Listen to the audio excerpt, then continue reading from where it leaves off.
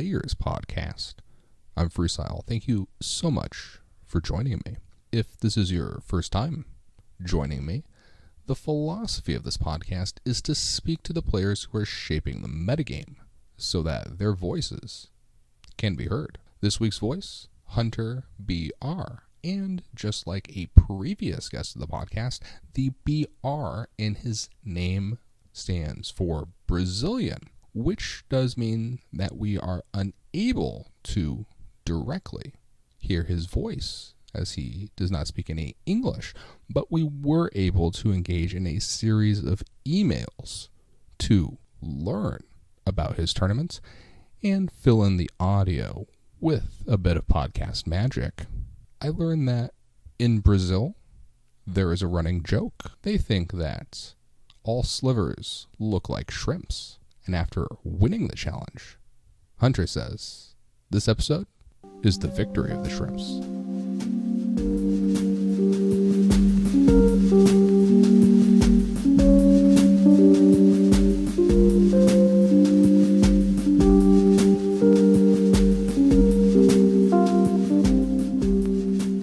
Could you tell us a bit about yourself?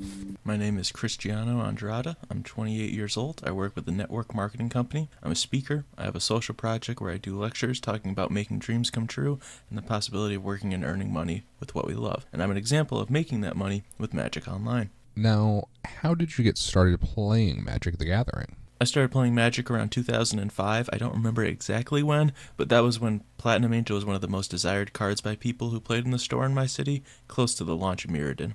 What got you into Pauper, and what made you stay with Pauper as a format? I started playing Pauper in 2016 when I created my Magic Online account before I played Modern, but I live in a country town with less than 10,000 inhabitants, and the city where I live has no store, and few people have the financial means to have a deck competitive in any format. I had two complete Modern decks, which were Merfolk and Affinity, but I sold those two decks and bought several Pauper decks and started lending them to my friends so that everyone could play at a competitive level without spending money on it. I continue to play due to passion for the format. I really like the Pauper aggro decks like Slivers and Elves, and as time went by, I got better results, and I never stopped. So 2 weeks before your victory, you also top-8'd, and I noticed your list at that time. It looks quite robust to me, especially with the sideboard being incredibly synergistic with Winding Way. What confused me when I first saw your list, and what still confuses me, is the inclusion of Heart Sliver, especially as just a singleton copy. Can you walk me through that decision? I consider it one of the best cards in the deck. I only use one copy because it would be redundant to have two in a starting hand. I already won a few games because of it, as it gives speed and catches opponents unaware. I happen to reveal it with Lead the Stampede, a Heart Sliver, and two Virulent Slivers, killing my opponent because of the poison and attacking with more creatures than they expected. Not to mention the synergy between Heart Sliver and Gemhide Sliver, which speeds up the game a lot. So we've independently come to the same exact conclusion with regard to Lead the Stampede being an inferior Winding Way. I also have only been running 3 Lead the Stampedes in Slivers for several months now, but this has a lot to do with my decision to still run 2 copies of Journey to Nowhere in my main deck. I'm mainly playing leagues instead of challenges, and as a result, I am absolutely terrified of Thermo Alchemists, and to a lesser extent, Atogs, Timberwatch Elves, maybe some very large heroic creatures, or perhaps a Riverboa that gets out of control, but mainly Thermo Alchemists. You don't run any copies of Journey to Nowhere, and yet you came to the same conclusion that only 3 copies of Lead the Stampede are warranted. Can you sort of help me understand how you've come to this number? Lead the Stampede is a great card, but I remove it when I need to put Prismatic Strands in post-sideboard. 4 lead can hinder the beginning of the game if it comes with 2 or more in your starting hand, and that's why. Decks like Affinity and Burn I can handle with the Prismatic Strands, in which case I need to remove Lead the Stampede. Now, for anyone who's looking to get into this deck, could you help break down some of the matchups? What decks are you looking to play against, and what decks do you not want to play against? Slivers is not a deck with a lot of good matchups, but it does get good results against most decks. I like to play against Mono Blue, Boros, red deck wins, among other decks that let me attack. The decks that I prefer not to play against would just be Tron and Burn, but I have had great results against those decks in the last matches, and I believe that knowing how to deal with bad matchups is the key to success with the deck.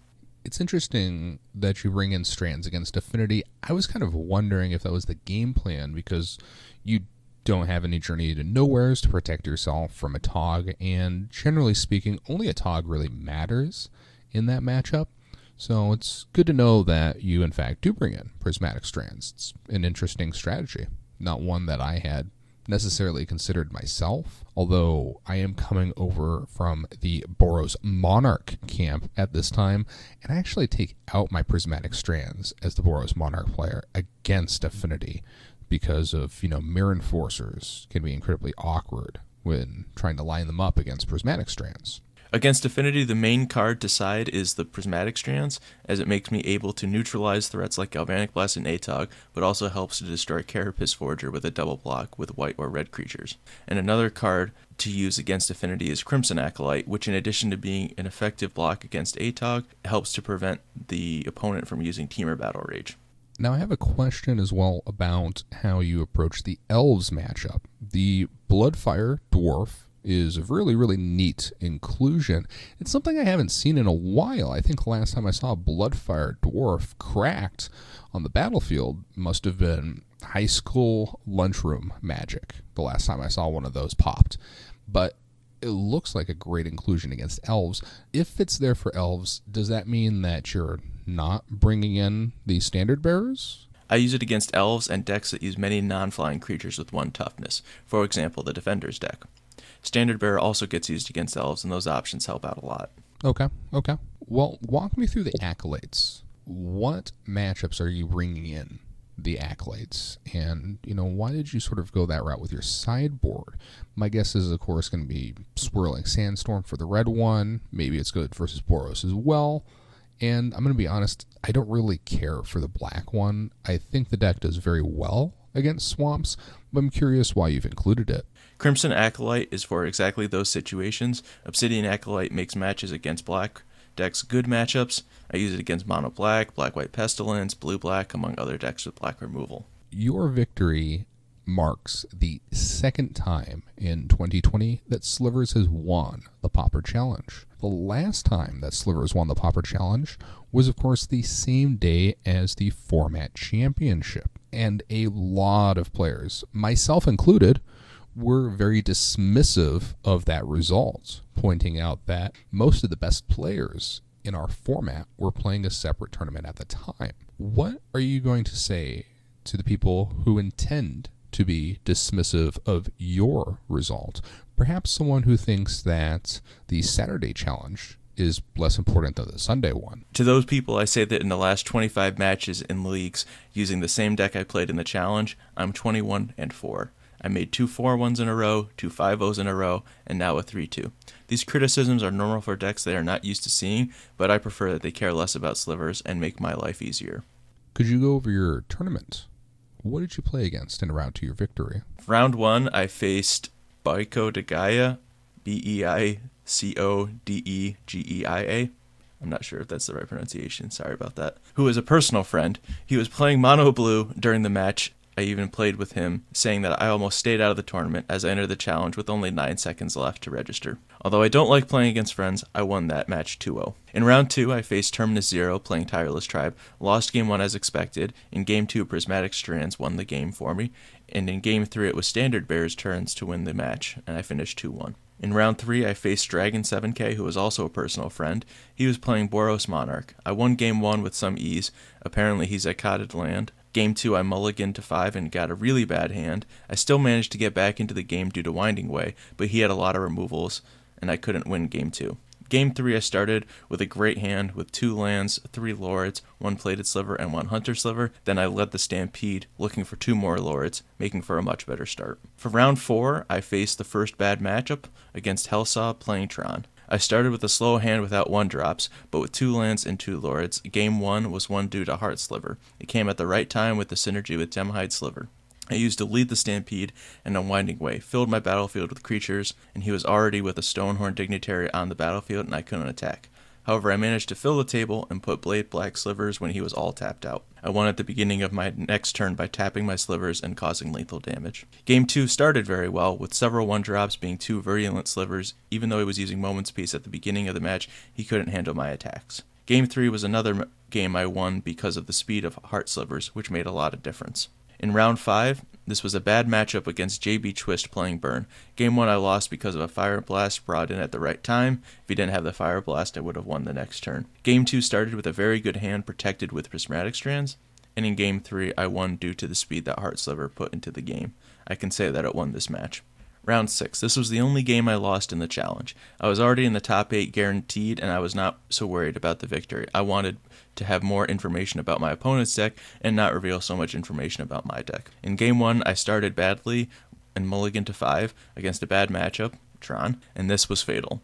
I lost after he fought my game with Moment's Peace and cancelled my Blade Black Slivers, ending the game with Muldrifter. Game 2, I started with a very good hand, but I was surprised by a Doom Blade that killed my Lord, giving them time to find Stonehorn Dignitary and stop my game by cancelling my Blade Black Sliver. In the quarterfinals, in that match I faced my friend Dragon 7K again. Game 1, I mulliganed to 5, and he had a very good handful of removal, and after he put in Guardian the Guild Pact on the battlefield, I was not able to return to the game. Game 2 I started with a very good hand and protected by Crimson Acolyte. However, I was surprised by a standard bear that prevented me from protecting my creatures, yet I managed to win by causing 10 infect counters. Before starting the third game, I asked him if he wanted to share the prize regardless of who won the match. He accepted, and I had a great hand to start Game 3, but we didn't even play and he conceded the match. In round 8, I faced JB Twist again. To be honest, I thought I was going to lose again in the top 4, but he ended up flooding, and Benevolent Bodyguard protected my Slivers at the beginning of the match, making it easy for me to win. Game 2, I kept without a white source, and he killed my first Slivers, but let Gemhide survive, which let me quickly fill the battlefield and be protected with Prismatic Strands in hand, and without much difficulty I won this game too. Before starting the finals, I received the split proposal. My opponent was on Affinity, and although I consider it a good matchup for Slivers, in the last 2 previous games I had played against Affinity, I ended up losing due to small details, which made me decide on the split and guarantee a little more prize payout. And moving on into our weekly segments, could you share with us your play of the day? I believe that the main play that made me the champion of the challenge was not a play in and of itself, but the option to keep Heart Sliver in all matchups. You can say that if someone has a little more responsibility for winning this tournament, it's Heart Sliver, and that was the best move. That's an interesting take on the concept of play of the day. It's going to be the first time that someone has used a deck building choice as opposed to just a play sequencing choice, but I'll allow it.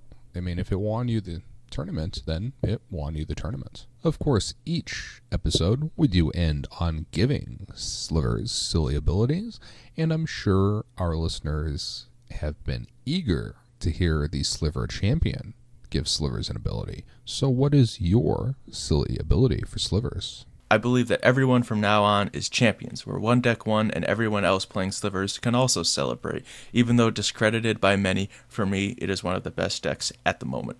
And I don't think anyone can say that all Slivers are not champions after this victory.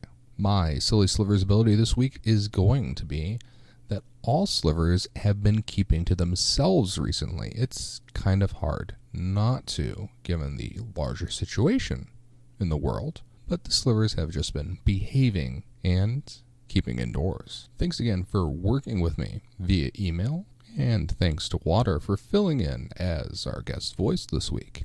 I myself had to try out some of these suggestions and some of these deviations from what I would consider to be the traditional Naya Slivers builds so that I would have the opportunity to speak about them broadly to my audience, as I was unable to discuss them directly with the guest. It's difficult to break down some of the differences that we see in constructing this deck with the language barrier. That said, I made an effort to play several leagues with Slivers so that I could be better informed of how the deck should look moving forward. I am not sold on Heart Sliver still. I went so far as to add 2 of them to the list after the guest spoke so highly of the card so that I could see it in more of my hands, I could draw it more frequently, I could have a better feel for the card itself, and I'm not necessarily convinced it belongs in the deck. I'm also very surprised at the construction of the mana base. Now, when Thriving Lands first came out, I went ahead and added 8 of those suckers to my mana base for slivers, only to find that's really not advisable. You don't really want to be slowing yourself down to that extent, and I have to report that 6 Thriving Lands is far too many as well. I think probably 3 or 4 is correct moving forward. What I don't think is correct moving forward is having a single copy of Mountain and only 1 Ash Barrens to find it. It doesn't seem optimal, and I have to say that Cave of Temptation is rather a poor card selection choice as well for fixing. It simply is too slow in filtering for the color that you need. And the +2/+2 ability, well, we've seen it do amazing work in a deck like Boros or Tron by making a 2/2 flyer a 4/4 threat. Slivers doesn't necessarily need that effect. It's going to be very rare that those +2 counters will drastically change the game state.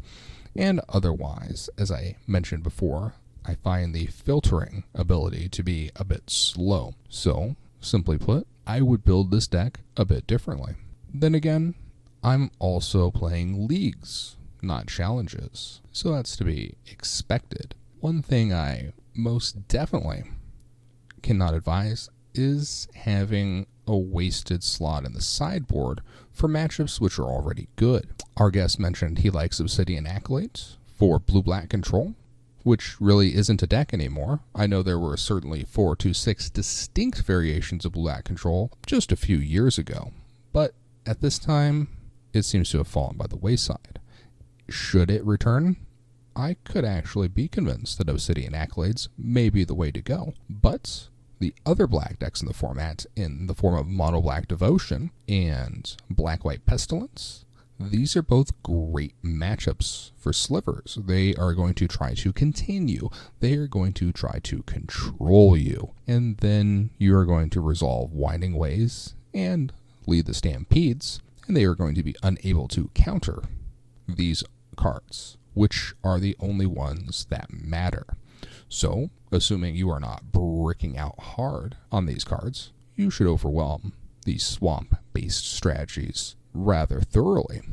So I don't think that an Obsidian Accolades is warranted in the sideboard.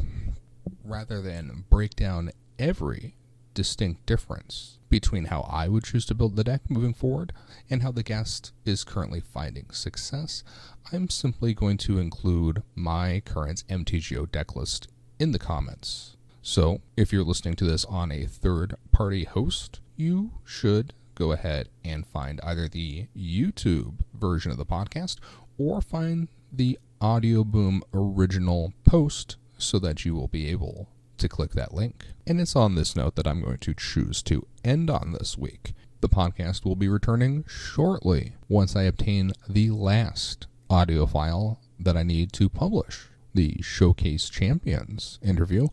And I know I've been mentioning that for some time, but when you work with people who live on the exact opposite side of the planet, these things can take time.